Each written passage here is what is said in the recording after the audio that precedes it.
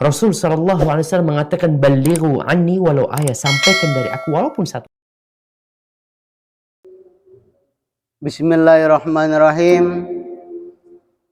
Assalamualaikum warahmatullahi wabarakatuh.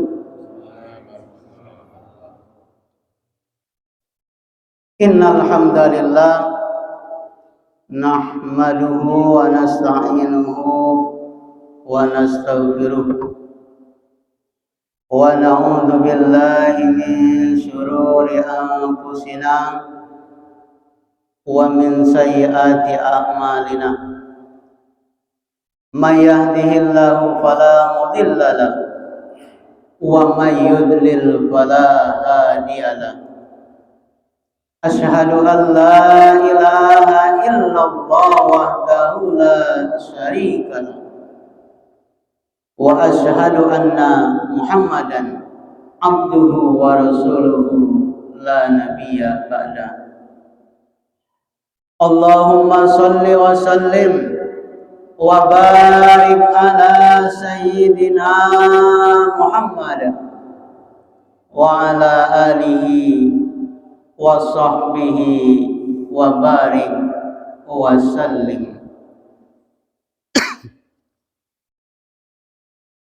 Yang sama-sama kita hormati Ketua Masjid Al-Ikhlas Talang Subur, Ustadz Waluyo Sugito Eskom. Yang kami hormati bapak-bapak, ibu-ibu, jamaah Masjid Al-Ikhlas yang insya Allah sama-sama kita dimuliakan Allah Subhanahu wa ta'ala. Bersyukur kita kepada Allah dengan ucapan Alhamdulillahi Rabbil Alamin. Yuk mari sama-sama kita bersolawat kepada Rasulullah Sallallahu Alaihi Wasallam. Sallallahu ala Muhammad, Sallallahu alaihi wasallam, Sallallahu ala Muhammad, Sallallahu alaihi wasallam. Ya Nabi salam alaika, ya Rasul salam alaika, ya Habibi salam alaika, salawatullah alaika. Rasulullah, Pak, Bu, ketika Rasulullah balik dari bepergian, pulang dari bepergian, capek, berkeringat, Rasulullah, Bu, dilapi oleh bininya Siti Aisyah. Keringat Rasulullah, Bu, dilapinya, habis dilapi oleh Siti Aisyah, diciuminya, Bu. Keringat Rasulullah wangi. Jadi, Bu, kalau ibu pengen taat kepada suami, taat kepada laki, suami pulang kerja, laki balik begawe, capek,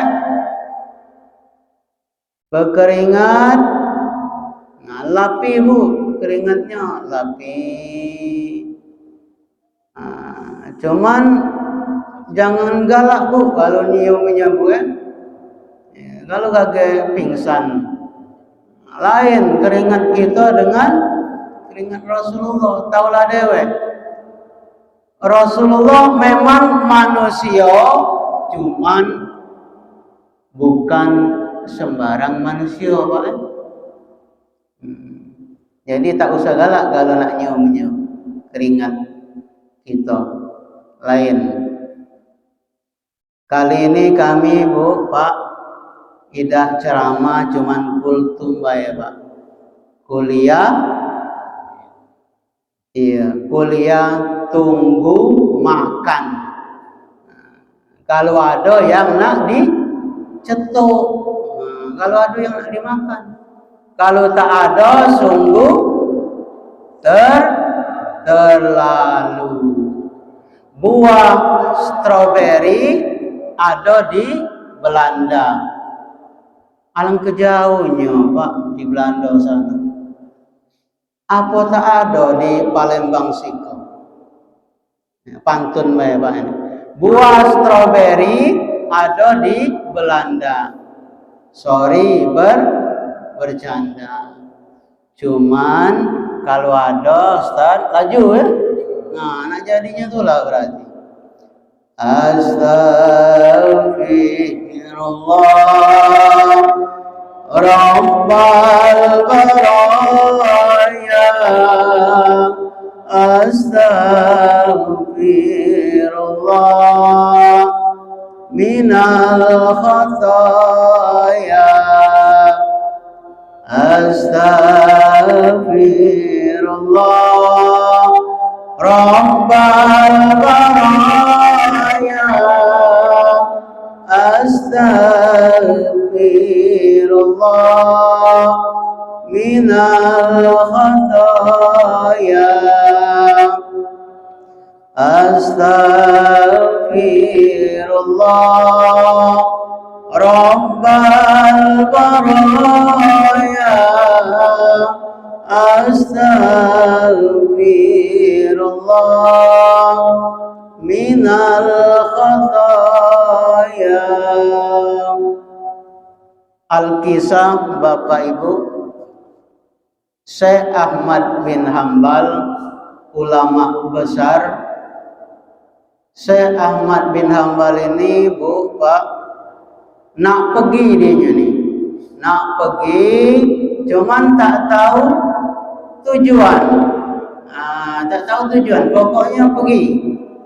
Nak pergi, singkat cerita, nyampelah dia ini di suatu tempat maghrib. Maghrib, ketemu masjid, sholat maghrib berjamaah pak Syekh Ahmad bin Hambal. Tak lama kemudian sholat isya pula. Sholat isya berjamaah. Habis sholat isya itu Syekh Ahmad bin Hambal ini, uji kita ni nak numpang tidur, nak numpang istirahat di masjid itu, musafir. Nah baru dia nak ngerebah ke badan pak, datang marbot masjid. Kata marbot itu, wahai Syekh, masjid ini nak kami tutup katanya. Jadi silakan saya keluar. Tak boleh tidur di dalam masjid itu pak, kata marbot tadi. Dah keluarlah Syekh Ahmad bin Hambal ini pak. Keluar, dianya di teras masjidnya bu.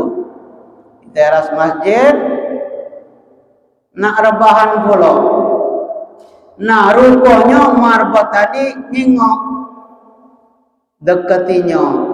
Wahai Syekh, sekali lagi katanya, maaf, di teras masjid pun tak boleh katanya tidur istirahat. Marbotnya istiqomah. Jadi tak boleh.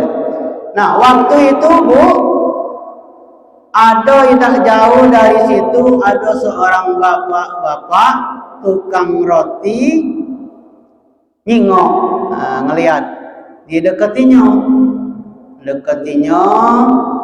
ditanyanya, wahai Syekh, katanya, ngapa bahasa kita ni sampai diusir-usir oleh marbot? Kata Syekh Ahmad bin Hambal tadi, aku ini musafir katanya.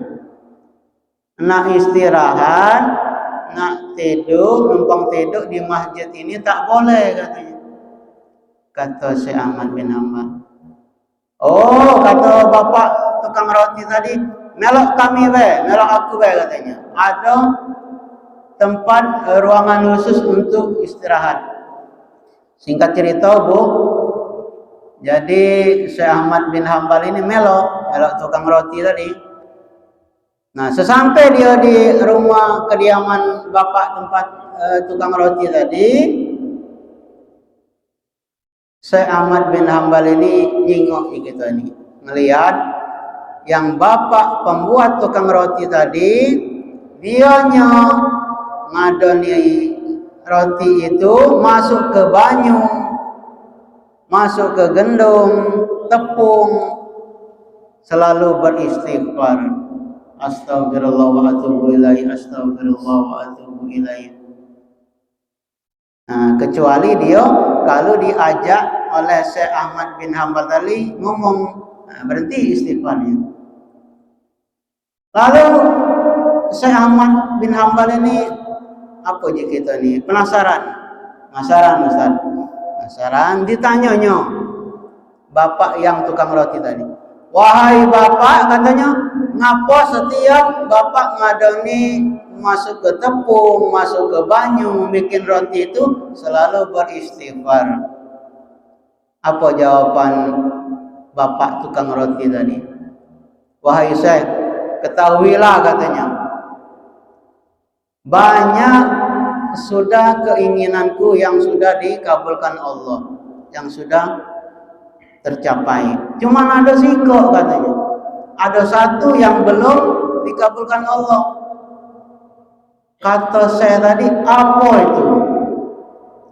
Aku ini kata bapak tukang roti tadi, aku kepengen ketemu dengan yang namanya ulama besar Syekh Ahmad bin Hambal. Cuman tak tahu dia kalau yang diajak ngomongnya tadi itulah dia, itulah Syekh Ahmad bin Hambal. Apa reaksi dari Syekh Ahmad bin Hambal? Allahu Akbar. Gara-gara aku diusir marbot tadi, gara-gara istighfarmu aku ke sini katanya. Jadi Pak, Bu, kalau kita membiasakan sering banyak membaca istighfar, memohon ampun kepada Allah, Allah akan berikan jalan keluar dari kesulitan kita. Maka susil qasaso, ceritakan kisah-kisah, la'allahum yatafakkarun, supaya mereka berpikir. Disebutkan dalam kitab sejarah, wa kana mulkuhu arba'ami'ati sana, dia berkuasa 400 tahun lamanya, penguasa tunggal, syarqan wa gharban, dari belahan timur dunia sampai ke barat, tunduk dalam kekuasaannya. Lalu kemudian datanglah Nabi penyeru kepada tauhid, menghadap penguasa yang hebat, raja, segala raja di atas dunia. Kata Nabi itu, menyembahlah kepada Allah. Apa Pak, Bu, jawabannya? Dengan angku dan sombong dia berkata, Rabbun ghairi Arabbun ghairi, adakah Tuhan lain selain aku? Adakah yang lebih berkuasa di dunia ini selain aku? 400 tahun membuat dia merasa bahwa dia Tuhan. Sampai-sampai keluar dari mulutnya, Arabbun ghairi, adakah Tuhan lain selain aku? Lalu kemudian apa yang terjadi, Pak? Allah Subhanahu wa taala mengirimkan ba'udah. Di dalam Al-Quran, Allah tidak malu menciptakan ba'udah, nyamuk. Inna Allah la yastahyi an yadriba mathalan ma ba'udah. Allah tidak malu menciptakan seekor nyamuk. Wa ma fawqaha, lebih kecil daripada nyamuk. Apa yang terjadi, Pak Bu? Nyamuk itu masuk ke lubang hidungnya, terus ke dalam sampai ke otaknya dan menggigit otak di kepalanya. Lalu kemudian dia mengambil martil, memukul kepalanya, Pak Bu. Sampai wong-wong di sekitarnya itu menyangka dia gila. Sampai habis usaha, makin sakit, tak dapat diceritakan, tak dapat diungkapkan macam mana rasanya. Akhirnya dia pun tewas, mati. Dicatat dalam sejarah, dia bernama Namruz. Begitu Allah bercerita tentang orang-orang yang angkuh dan sombong. Dia tidak mati disambar petir. Dia tidak mati ditimpa batu besar. Dia tidak mati karena sesuatu yang hebat. Tapi dia mati karena makhluk yang hina. Yang kita pun dapat membunuhnya dalam satu kali tepukan. Berpuluh nyawa nyamuk akan mati. Tapi begitu Allah ingin menunjukkan keangkuhan, kesombongan orang-orang yang merasa dirinya Tuhan, jawabannya adalah kuasa Allah Subhanahu wa ta'ala. Hari berganti, musim berubah. Dunia ini diisi dengan orang-orang yang angkuh dan sombong. Selesaikah dunia, Pak Bu? No, tidak. Lahir lagi generasi yang lebih canggih daripada Namruz, lebih kejam daripada Namruz. Apa yang dia lakukan? Yudhabbihu abna'ahum wa yastahyi nisa'ahum. Anak laki-laki disembelihnya hidup-hidup. Anak perempuan dibiarkan karena tak melawan. Anak laki-laki, Pak Bu, yang dia nampak dalam mimpinya akan menarik kekuasaannya. Anak perempuan dibiarkan melahirkan. Siapa itu, Pak? Ialah Fir'aun. Ketika dia berkata dengan lantang, kalimat berbeda, substansi makna yang sama. Ana Rabbukumul A'la, kata Fir'aun. Ana, aku, Rabbukum, Tuhan kamu, A'la yang paling tinggi. Ternyata kekuasaan bisa merubah makhluk, merasa menjadi Khalik. Orang kalau sudah terlalu lama berkuasa, melihat manusia tertunduk-tunduk ketakutan, maka berubah dalam dirinya. Kaulah yang paling berkuasa, engkau adalah Tuhan. Itu pernah terjadi pada Namruz. dan menular kepada Parau Fir'aun. Al-Quran menyebutnya Fir'aun.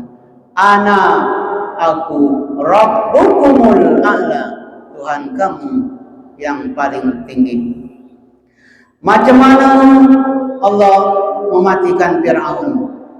Diceritakan dalam Al-Quran, falamma tarakahul gharaq, ketika dia tenggelam di tengah Laut Merah, masuk air itu ke dalam tenggorokannya, terus masuk ke dalam paru-parunya.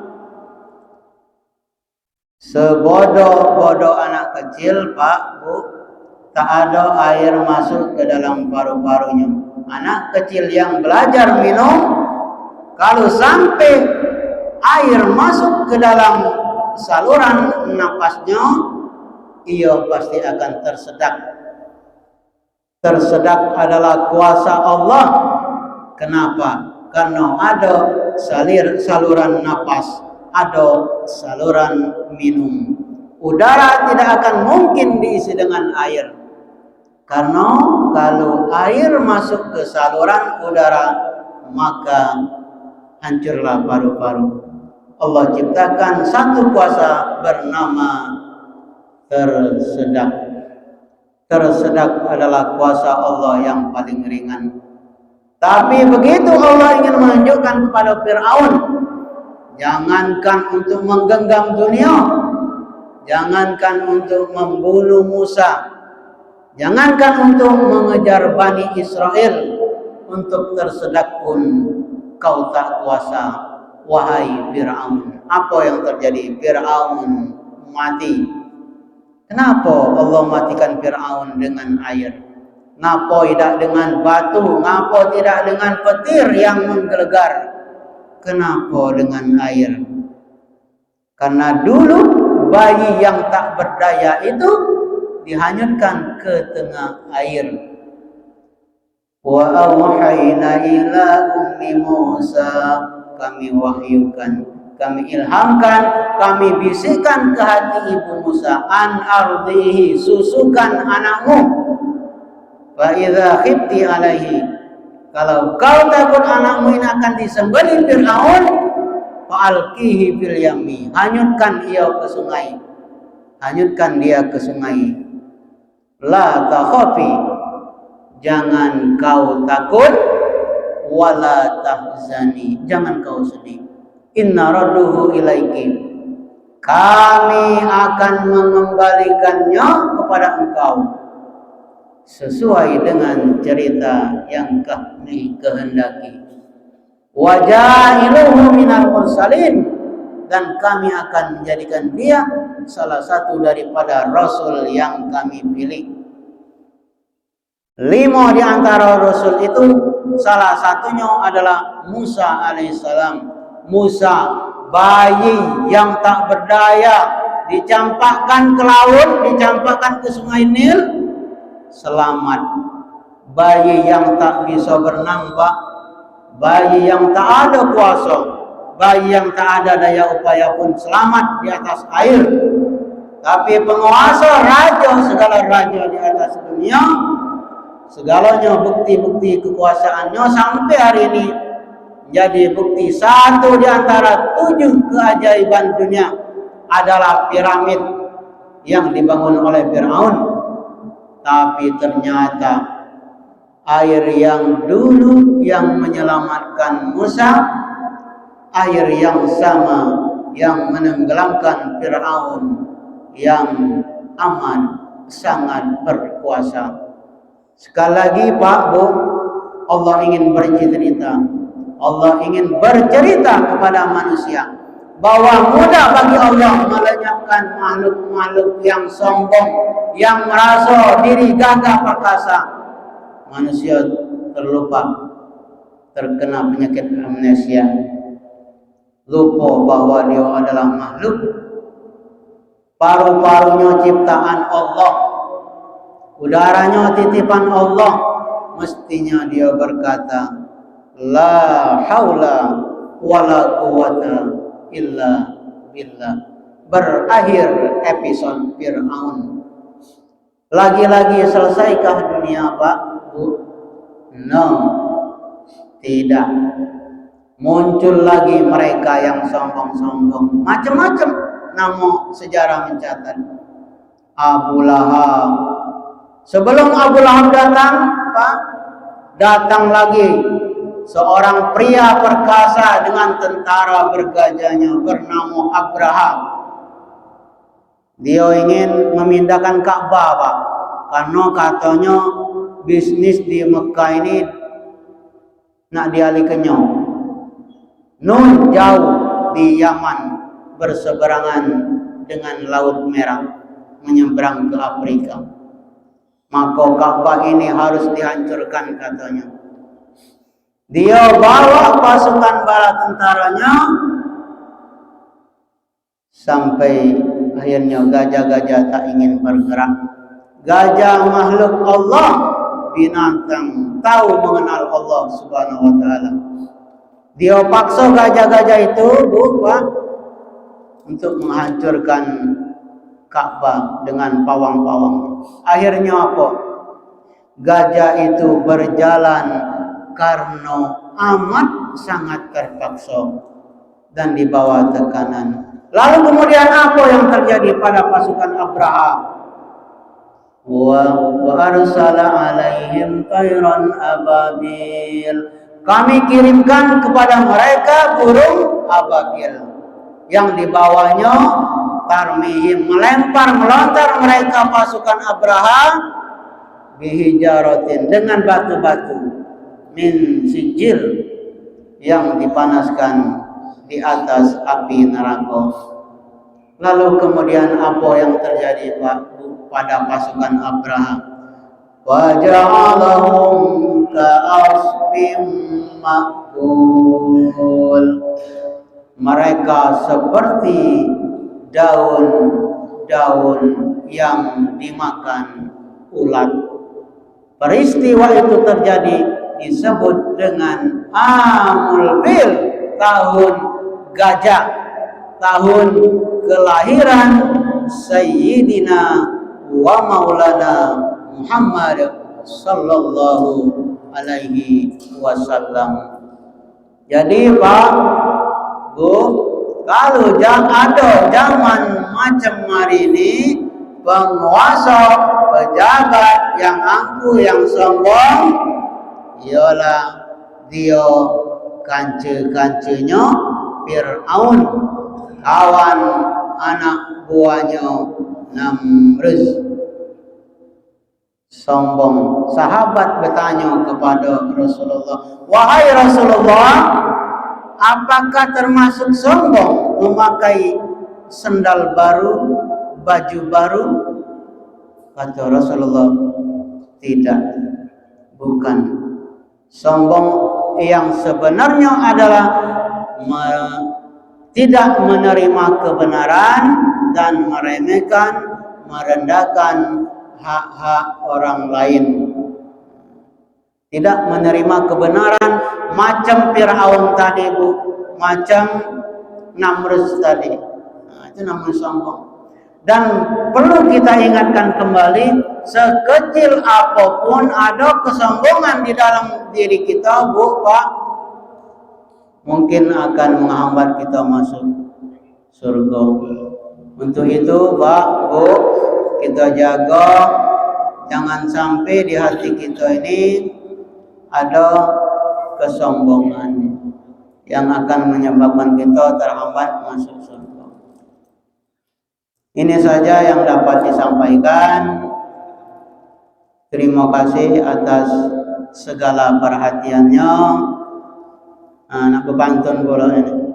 Waktu buka banyak makanan, tapi cuman pempek yang dimakan.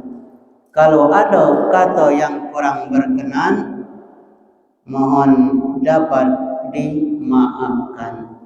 Billahi fisabilil haqq. Wassalamu alaikum warahmatullahi wabarakatuh.